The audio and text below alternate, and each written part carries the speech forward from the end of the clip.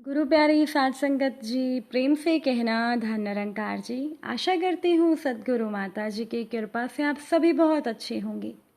आज मैं आप सभी के लिए एक नई साखी लेकर आई हूँ और हमारी आज की साखी का विषय है दहेज का सामान। चलिए ज़्यादा समय ना गवाते हुए आज की ये साखी सुनते हैं। साध संगत जी, कविता जी अपनी बहू अनामिका से कहने लगी, अरे बहू, अभी से ही रोटियां क्यों बना रही हो? जब सभी लोग खाना खाने के लिए बैठेंगे तब गर्मा गर्म रोटी बनाती जाना और सबको परोस देना, क्योंकि सभी को ही इस घर में गर्म रोटी खाने की आदत है। अनामिका हैरान हो गई क्योंकि उसके पति अशोक ने उसको यही बताया था कि उसकी माँ एक साथ ही सबके लिए रोटी बनाकर रख देती है, फिर सब लोग साथ में खाना खाते हैं। अनामिका ने भी सोचा, चलो अच्छी बात है, एक साथ ही पूरा खाना बना लूँगी, सब साथ बैठकर खा लेंगे। इसीलिए उसने दाल सब्जी बना ली थी, बस वो रोटी ही सेकने जा रही थी। अभी अनामिका की ननद सुषमा भी कॉलेज से वापस आने वाली थी और अनामिका का देवर भी अपने ऑफिस से घर आ गया था। उसके पति और ससुर जी ऑफिस से आने के बाद बाजार चले गए थे और वो लोग भी सामान लेकर वापस आ गए थे। थोड़ी देर में रात के खाने का समय होने वाला था तो अनामिका ने सोचा कि जल्दी से रोटी बना देती हूँ, फिर सब एक साथ बैठकर खाना खा लेंगे। लेकिन यहाँ पर तो उसकी सास उसे कुछ और ही कह रही थी। आज वो पहली बार रात का खाना बना रही थी। करीब एक सप्ताह पहले ही अनामिका की शादी हुई थी तो उसे ससुराल के बारे में ज़्यादा नहीं पता था, लेकिन इतना तो उसके पति अशोक ने उसको बताया था कि इस घर में खाना सभी एक साथ बैठकर खाते हैं। खैर, आज भी सब खाना एक साथ बैठकर खा रहे थे, लेकिन बस अनामिका ही थी जो रसोई में रोटी बना रही थी और सभी को परोस रही थी। उसके ससुर जी बोले, बहू, दाल तो तुमने आज बहुत ही स्वादिष्ट बनाई है, रोटी भी बहुत नरम लग रही है। ससुर जी की ये बात सुनते ही अनामिका खुश हो गई। वो उम्मीद भरी नज़रों से सास की ओर देखने लगी, लेकिन सास ने तो कुछ नहीं बोला, वो खाना खाती रही। तो अनामिका का मन थोड़ा उदास हो गया। रात को जब अनामिका ने इस बारे में अशोक से बात की कि क्या माँ जी को खाना पसंद नहीं आया, उन्होंने तो खाने के बारे में कुछ कहा नहीं, तो अशोक ने कहा, अरे उन्होंने तुम्हारी तारीफ नहीं की, लेकिन तुम्हारे बनाए हुए खाने में कोई कमी भी तो नहीं निकाली ना। तुम इतने में ही खुश रहो, तुम्हें इतनी छोटी छोटी चीज़ों में तारीफ क्यों चाहिए? अनामिका का मन बुझ गया। वो सोचने लगी कि कम से कम माँ जी ये तो कह सकती थी कि खाना ठीक बना है कि नहीं, या कोई सुधार करने की ज़रूरत है। खैर, अनामिका थकी थी तो वो सोने की कोशिश करने लगी, लेकिन पति की बातों से अनामिका का मन खराब हो गया था तो उसकी आंखों से आंसू बहने लगे। अभी उसकी नई नई शादी हुई थी और नए ससुराल में, मतलब ससुराल में सामंजस्य बैठाने में उसे परेशानी हो रही थी।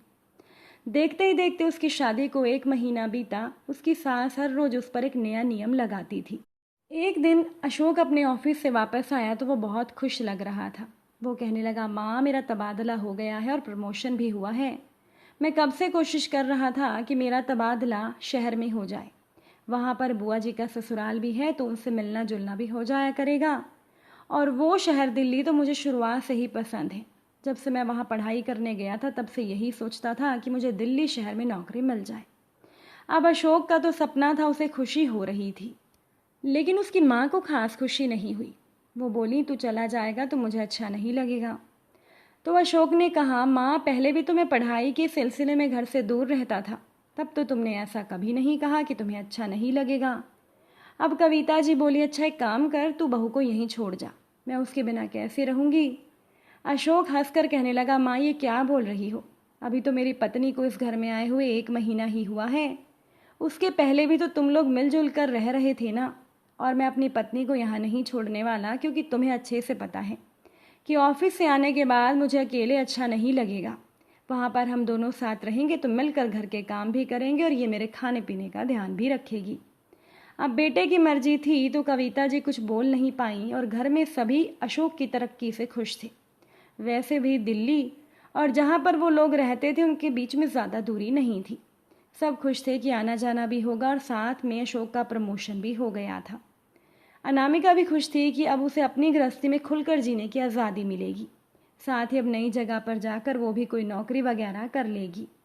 उसकी सास के सारे मंसूबों पर पानी फिर गया। वो सोचती थी कि दिन भर बहू पर हुक्म चलाएंगी, उससे घर के काम करवाएंगी, लेकिन ये बात उनसे सहन नहीं हो रही थी कि अशोक और अनामिका अब घर से दूर रहेंगे।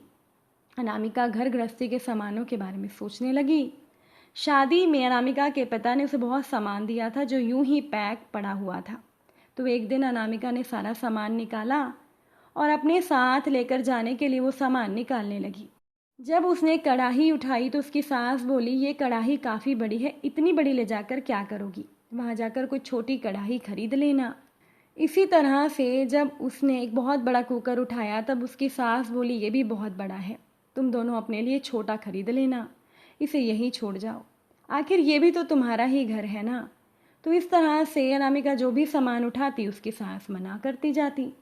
बड़ा सामान वो लेकर जा नहीं सकती थी। उसके पिता का दिया हुआ बिस्तर, सोफ़ा, टीवी, फ्रिज, बहुत सारा सामान यूं ही रखा पड़ा था। उसकी सास हर सामान के लिए मना करती गई कि तुम वहाँ जाकर नया खरीद लेना। अशोक भी कहने लगा, ये भी तो अपना घर है, ये सामान यहाँ पर इस्तेमाल हो जाएगा, इसमें इतना सोचने वाली क्या बात है। मन में सोचकर अनामिका ने सारा सामान वहीं छोड़ दिया। धीरे धीरे समय बीता। अनामिका और अशोक ने वहाँ जाकर अपना नया घर बसाया। सारा सामान उन्हें नया खरीदना पड़ा। देखते ही देखते उन्हें 1 साल बीत गया। इसी बीच खबर मिली कि अनामिका की ननद की सगाई होने वाली है। बहुत खुश हुई। सगाई में पूरा परिवार एक साथ शामिल हुआ। 1 महीने के बाद ही शादी का मुहूर्त निकला। शादी की तैयारियों के लिए अशोक ने अनामिका को ससुराल में छोड़ दिया। तो एक दिन अनामिका सुबह सवेरे सोकर उठी तो वो ये देखकर हैरान थी कि स्टोर रूम से उसके पिता का दिया हुआ सामान बाहर निकला हुआ था। जब उसने सास से इस बारे में पूछा तो कविता जी बोली, ये सामान नया ही है और ये यूं ही पड़ा हुआ था, इसीलिए मैंने सोचा कि तुम्हारी ननद की शादी में ये सारा सामान दे देती हूँ, इसीलिए इनकी नए सिरे से पैकिंग करवा रही हूँ। ये सुनकर तो अनामिका बहुत ही परेशान हो गई, दुखी भी हुई। वो कहने लगी, माँ जी, पहले आपने ये कहा कि ये सामान इस घर में इस्तेमाल हो जाएगा, अब आप ये सारा सामान मेरी ननद को दे रही हैं। कविता जी गुस्से में बोली, देखो, क्या तुम्हारी ननद तुम्हारी कुछ नहीं लगती? ये सामान यहाँ इस्तेमाल हो या तुम्हारी ननद के घर में तुम्हें जलन क्यों हो रही है? तुम्हारे पिता ने कोई इतना अनोखा सामान तो नहीं दिया जो तुम इतना इतरा रही हो। मैं तो पैसे बचाने की बात कर रही हूँ। जब घर में सामान पड़ा ही है तो नया क्यों खरीदें? और ये सारे सामान ऐसे ही होते हैं, एक की शादी में मिलते हैं तो दूसरे की शादी में काम आ जाते हैं। तो अनामिका अवाक सी रह गई। उसके पिता ने कितने प्यार से उसे सारा सामान दिया था ताकि आगे चलकर उनकी बेटी सामान का इस्तेमाल कर सके। कितनी मेहनत से 1-1 रुपया बचाकर उसके पिता ने अरमानों से सारा सामान खरीदा था। वो विरोध करते हुए बोली, माँ जी, बहू का सारा सामान ननद का कैसे हो गया? ये सामान मेरे पिता ने मुझे इस्तेमाल करने के लिए दिया है और ननद के लिए सामान और आ जाएगा, ये सामान मैं किसी को नहीं दूंगी। अभी वो कुछ और बोलती, इससे पहले ही उसके ससुर जी आए और अपनी पत्नी से बोले, ये तुम क्या बोल रही हो? बहू का सामान बेटी को देने की क्या ज़रूरत है? मैं भी एक बेटी का बाप हूँ, मैंने भी अपनी बेटी के लिए कुछ सपने देखे हैं। मैं कभी नहीं चाहूँगा कि मैं बेटी को कोई सामान दूँ तो आगे चलकर वो सामान उसकी ननद को दे दिया जाए। मेरी बेटी के लिए अगर मैं कोई कपड़ा पसंद करता हूँ तो यही चाहूँगा कि वो ही वो कपड़ा पहने। इसी तरह से अगर मैं उसके लिए कोई बर्तन या सामान दूंगा तो मैं यही चाहूँगा कि उससे मेरी बेटी को सुविधा मिले, ना कि किसी और को। क्या मैं तुम्हें इतना गरीब लगता हूँ जो बेटी को ये सामान ना दिलवा सकूँ? वैसे भी इसके ससुराल वालों ने दहेज नहीं मांगा, हमने भी कभी कोई दहेज नहीं मांगा था। तो बहू के पिता ने जो दिया वो अपनी खुशी से बेटी को दिया। मैं भी अपनी बेटी को बहुत कुछ देना चाहता हूँ, लेकिन इसका मतलब ये नहीं कि बहू का सामान छीन कर अपनी बेटी को दे दूंगा। कविता जी बोली कि आप तो कुछ समझते नहीं हो, इस घर में सारा सामान पहले से ही पड़ा है, तो बेकार में पैसा लगाने की क्या ज़रूरत है। तभी अनामिका की ननद भी अपनी माँ से बोली, माँ, मुझे भाभी का सामान नहीं चाहिए। भाभी का मन दुखाकर मैं अपने नए जीवन की शुरुआत नहीं करना चाहती। आपको ये बात समझ में क्यों नहीं आती? आप सोचिए कि अगर आपके पिता ने प्यार से आपको कोई सामान दिया और यहाँ ससुराल में वो सामान हम बुआ जी को देने की बात करें तो क्या आपको अच्छा लगेगा? कविता जी एकदम से खामोश हो गईं। तब उनके पति बोले, बस बहुत हो गया, ये सारा सामान तुमने निकलवा ही दिया है तो ये सामान हम बहू के नए घर पर भिजवा देते हैं, इसके काम आ जाएंगे। वैसे भी ये लोग वहाँ पर अलग घर बनाकर तो रहते ही हैं, तो बहू अपने पिता का दिया हुआ सामान वहाँ इस्तेमाल करेगी तो अच्छा रहेगा। अभी तुमने ही कहा कि यहाँ पर हर सामान तो है ही, इसलिए हमें ये सामान की ज़रूरत नहीं है। तो अनामिका की आंखों में आंसू आ गए। वो बेचारी बड़े दिनों से चाहती थी कि वो अपना सामान साथ लेकर जाए, लेकिन सास उसे ले जाने नहीं दे रही थी। लेकिन आज उसके ससुर जी ने उसकी इच्छा पूरी कर दी थी और अब तो कविता जी ने बहुत सारे बहाने बनाने की कोशिश की, लेकिन उनके पति ने फैसला कर लिया। उन्होंने तुरंत ही एक ट्रक बुलवाया और सारा सामान अपने बेटे बहू के घर भिजवा दिया। अनामिका को भी थोड़ा सुकून मिला कि कम से कम उसके ससुर जी और उसकी ननद ने उसे समझा तो सही। साथ संगत जी, अगर ससुराल वालों के पास पैसे की कमी ना हो, कोई भी आर्थिक समस्या ना हो, तो उन्हें बहू का जो सामान उसको दहेज में मिलता है, उसके माता पिता उसे देते हैं, वो बहू को ही इस्तेमाल करने देना चाहिए।